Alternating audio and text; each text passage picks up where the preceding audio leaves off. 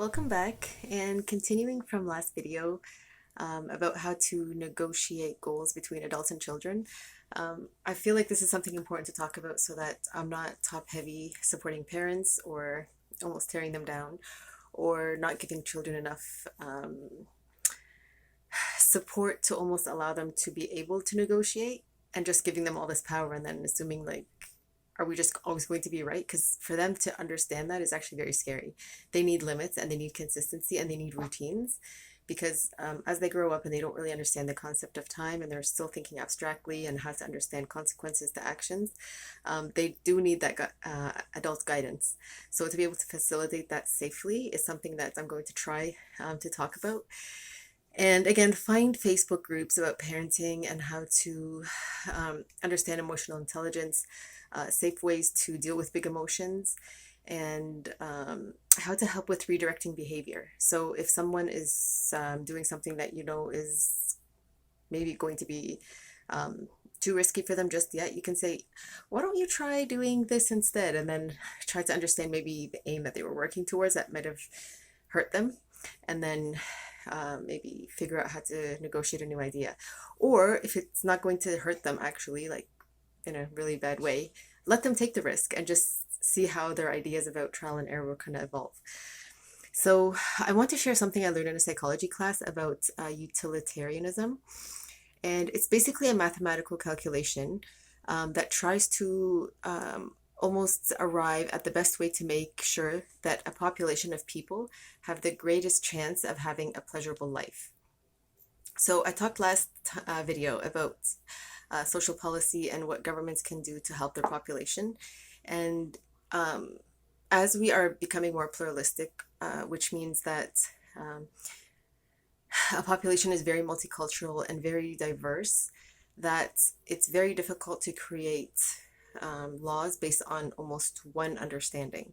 It has to be like a guideline that allows, for example, we're trying to promote freedom of expression. Okay, so that's the baseline. And then from that, it's almost to understand, okay, what do different cultures of people understand about that? And then how do we make ourselves almost rise above that and be a little bit more specific so that we're not in any way overlapping on anybody's freedom of expression. And then it becomes difficult for them to engage with each other and coexist.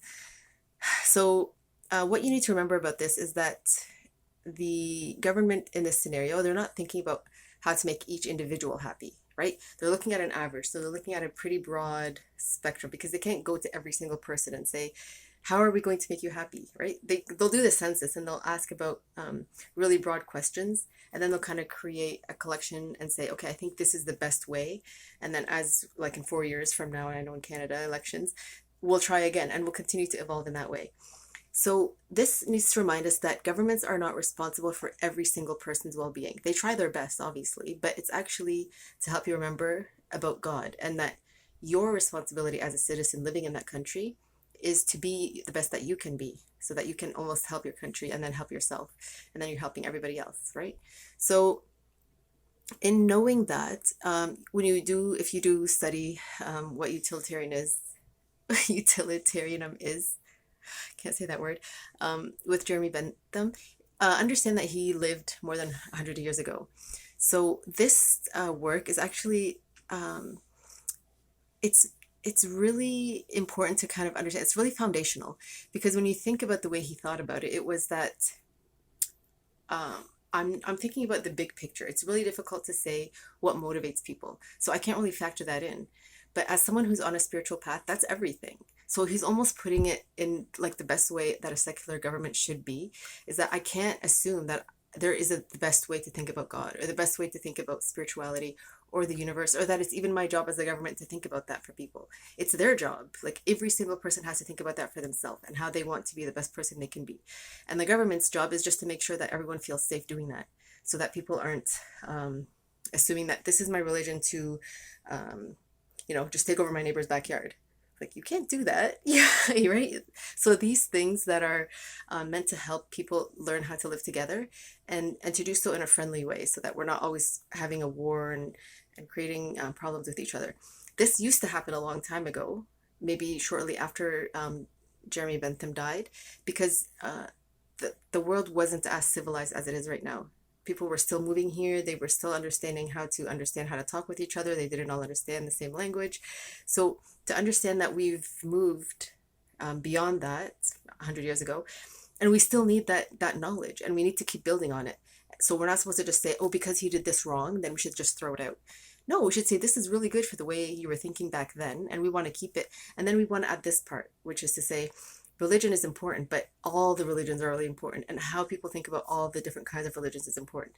And if we actually work on understanding all of them together with each other, then we can support each other, and we can have this way of understanding how we can not be afraid of how people do things a little bit differently. So because this is what a democratic government is, it means that everybody in the country has a voice, which means when you're 18 and you're old enough to think about all these big questions about how the world works, you're allowed to start to talk to people who want to work in the government and say, you know what, I think we should add more swimming pools in certain cities, for example, because the weather gets really hot, and if it's overcrowded, then we're wondering about limits. So things like this that allow everybody to have safe ways of being entertained and having recreation, which is really important because it reduces stress. And what we know is that when we don't have a lot of stress in our life, we're able to live a happy life, and our creative thinking is really improved. So keep that in mind as you develop. And if you are an adult or if you are a child listening to this and you need to be able to find a way to negotiate, and there's like somehow like some kind of generational gap and you're unable to find like a middle way, just think about this big picture. It doesn't have to always be about tradition. And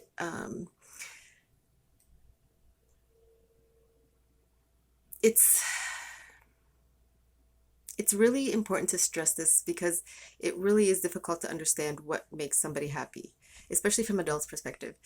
Sometimes what we'll do is we'll try to remember when I was a child, what was it that used to, give me joy? And then we sometimes don't think to ask kids, like if they ask us, can we do this? And your automatic response is maybe not. And then we think, but when we were kids, we were okay with maybe just doing this. So then it becomes, there's kind of like, well, the way they think is our friends can do that. Why can't we? So to always try to put things in context and then try to understand each other. So maintain that open communication where you can understand where interests are going, what brings joy in people. Because if you meet each other halfway, then it's healthy in a way of understanding how to be empathetic. So it's to say, I am worried if you are out past 8 o'clock, for example, because it starts to get dark. But what I can do is I can let you go earlier, and then you can stay outside for longer, and then we'll be able to maybe make it home by 8 o'clock, so then the bugs don't come out, and then we're both uncomfortable. So things like that where you factor in things that do create comfort and that don't maybe create so much comfort or create anxiety. Because when children understand how to identify emotions and how to deal with them safely, then they do understand how to regulate themselves, which is to say, if they are feeling frustrated about something or feeling anxious or scared about something, by identifying it and labeling it, like saying, I know you're feeling frustrated because you're unable to tie your shoes, for example, then they know, oh, okay, so then I need to figure out, maybe I need to ask an adult to help me, or maybe the strings aren't, like the shoestrings aren't long enough.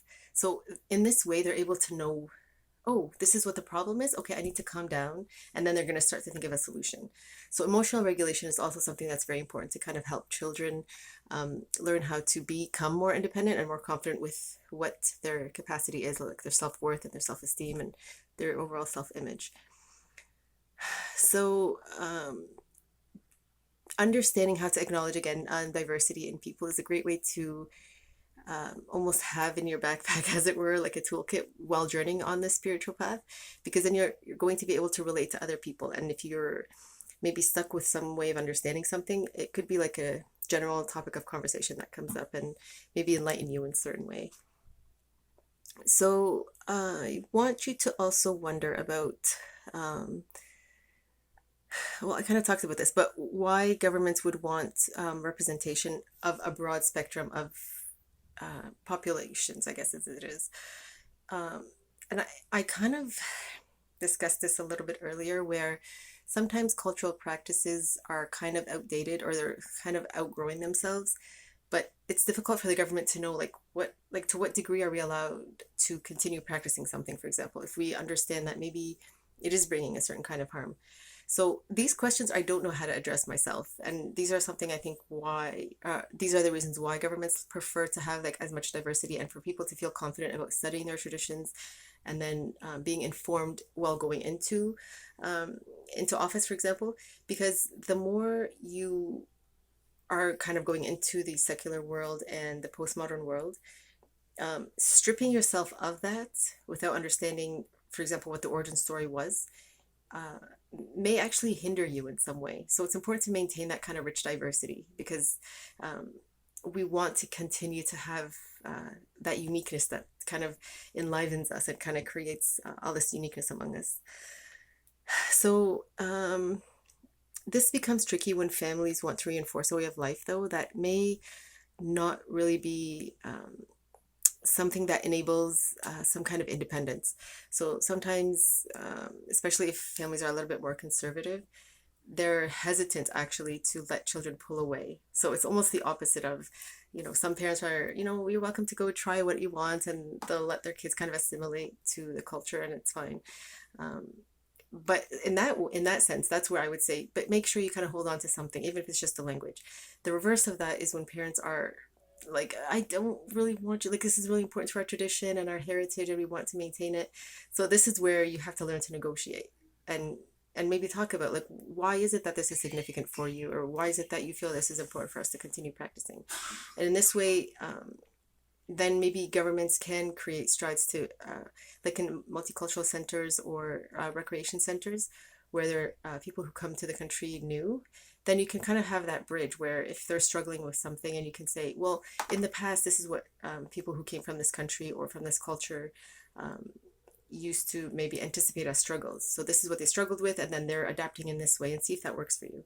So in this way, we're more informed, and it's difficult. It's less difficult for people to worry about being outside the culture and having to make decisions, because then in that sense they almost feel like, I don't know if I'm making an accurate decision, and if people are going to be feeling sort of antagonistic from within, because like, and then it's just stuck. It's like, well, we can't really help ourselves, and we don't know if we're happy that you're helping us, and then so anyway, from a sociological perspective and an anthropology perspective, this is really important to kind of remember. Um, just as something to study, even if it's just like a personal study. And again, to try to improve this for yourself, regardless of where you're from, um, originally, to travel and try to understand the diversity that we have in the world. So now, if we try to understand what tradition is and why postmodern understanding um, is meant to evolve with the tradition being the foundation, you'll understand why we can't really assume that we should throw away scripture, for example, or all of tradition. Because if you think about it, if we say that tradition started 2,000 years ago, right? So we're building gradually. And then as we get into, for example, the year 1990, we realize that, you know what, maybe we don't need so much of it anymore. So that's okay, because we've already become like a civilization that is able to understand how to get together and coexist and cooperate with each other. But if new ideas start to become a problem and we don't know how to understand them, then wouldn't it make sense to go back to the main kind of scripture or tradition that we built all this from? So this is why it is difficult to almost throw anything out from the past. It's almost to say that we do need to know how to understand what ideas are not useful anymore, but then maybe just keep that in a category and just say, maybe this will be something that we revisit in the future, and then just leave it at that. And then know that that reference is still there, but then there's bigger references that you can kind of relate to and apply in your life. So what would you want to practice that may be something, if you're children right now or young adults, that your grandparents maybe do, and you're not really sure how to continue doing, and you want to figure out how to learn the art of negotiating. So think like Jeremy Bentham. So because he lived more than 100 years ago, um, he used to understand it as, if something creates more pain than pleasure, then it's wrong. And if something creates more pleasure than pain, then it's good. So think about that. In the overall understanding, if you are talking to somebody who's saying, I don't want you to drink. You can say, yeah, that's true. There's pleasure and there's pain because if I drink too much, I'll wake up with a headache. I might be sick. But maybe I know that I have a vacation, so I'm off for a week and I can sleep in, I can do whatever I want, and I want to have that time to socialize with my friends and kind of get together. And it's not very often that I do this.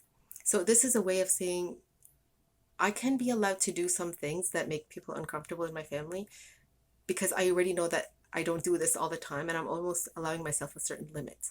So this is what negotiating is. And sometimes in certain Orthodox traditions or traditional families, um, they tend to be almost barriers or like almost black and white, like you can or you can't.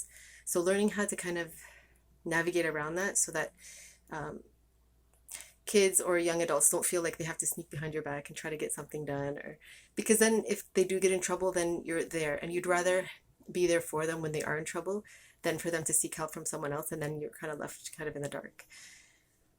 So I'm going to give this example for young children, um, just to help understand from kind of like a younger perspective the abstract thinking that kind of evolves and how to help them build self-confidence. So imagine you've got a child who's 10 years old and he wants to go to the park, which is just down the street, and he or she wants to go with a few friends. Now you might feel like, okay, but I'd feel better if I could go with you. But you want to help them understand that I'm trying to also help you build your self-confidence. I'm not trying to scare you about the world. So what you can say is, what would you do if, and then give a bunch of scenarios so that they're already primed to know that if this happens, this is what I can do. And if this happens, this is what I can do. So then they're not feeling like they're left without any kind of like tools to help them. And in doing so, they can rely on each other. So they can say, oh, you know what? If somebody gets hurt, if I get hurt, can you go and call my mom, or can you call my dad, or can you go to the closest neighbor? And so in this way, they're learning to also negotiate and problem solve together. So I gave this quick example of broken glass, right? We can't really know that how that glass got there, right? So then we can just say, if you find glass at the park, don't pick it up. That's dangerous, right? You could cut yourself. What can you do? So then now you're allowing them the possibility of thinking for themselves and thinking, what would be the consequences if I did pick it up, or if I just left it there and then somebody fell there? So then now they're thinking about empathetic ideas and then others outside of themselves. And then it'll go back to the spiritual path of having charity with yourself and with others. So they might think, maybe we'll find a piece of cardboard on the ground and we'll pick it up that way. So then we're not directly touching the glass. So in this way, it encourages the idea of personal responsibility as a civic person, and then the broader understanding of like levels of government and how everybody's role is intertwined and everyone has to kind of play a part in kind of keeping each other to the best of their well-being as they can, kind of within their circle of control and influence. So I'm going to leave it at that. I am not really sure. I'm kind of letting these videos evolve with like kind of organically, depending on what concern is kind of coming to mind about families and children, and some of the things that I kind of remember growing up, which was like almost 30 years ago. And if anybody has any feedback, it'd be great to hear some ideas.